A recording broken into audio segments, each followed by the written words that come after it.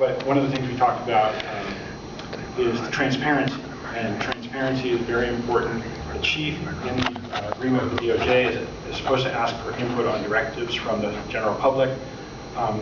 The BHU advisory committee that talked about, Mr. Mayor, the BHU itself, the Behavioral Health Unit, was created without any public discussion, and then the advisory board was appointed, and the members' names weren't made public. It meets in private, and so decisions that they make, including their decision to have Officer Burton, who was involved with the death of James Chasse, one of the people in the mobile crisis car, was not subject to public discussion or review. So we are looking forward to some kind of opening up of that process. Anybody who's seen Alien Boy knows what a person might think who has mental illness and sees Officer Burton approach them from a mental health car, sees his name tag, and knows what he was involved in previously. So we're not sure that was the best decision. Anybody who's seen Alien Boy also knows that there is a pattern of practice of police use of force against peaceful people with mental illness or who appear to have mental illness. There's no question of that.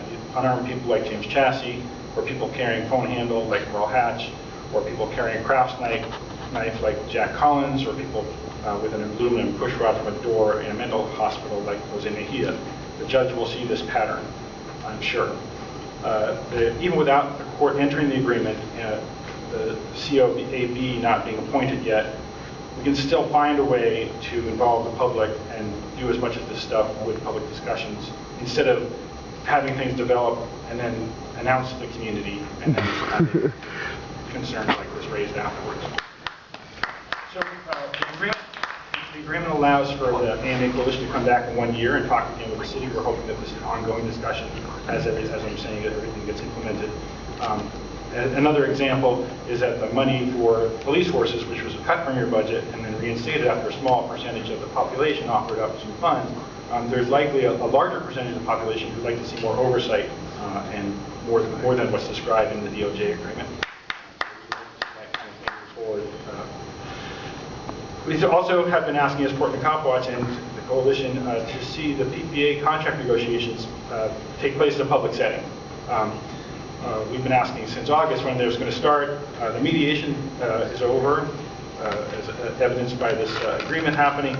So we're hoping that all the discussions now can happen in a public place.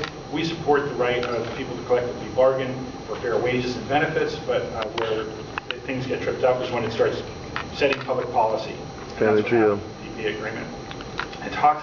The DOJ agreement talks about the IPR, that our oversight body, doing meaningful investigations, but it doesn't spell out what that means. So this is an example of something that may affect the collective bargaining details, but not the right of the PPA to collectively bargain. We're hoping that means that the judge will move forward with the settlement agreement without tying it up with the bargaining process. State California riding.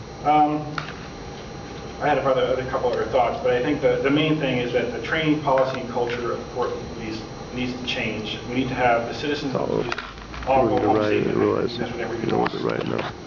And you know, you can't order citizens to be polite and stay off the sidewalk, but you can order police who are public servants. I think when it comes to sidewalks, they should put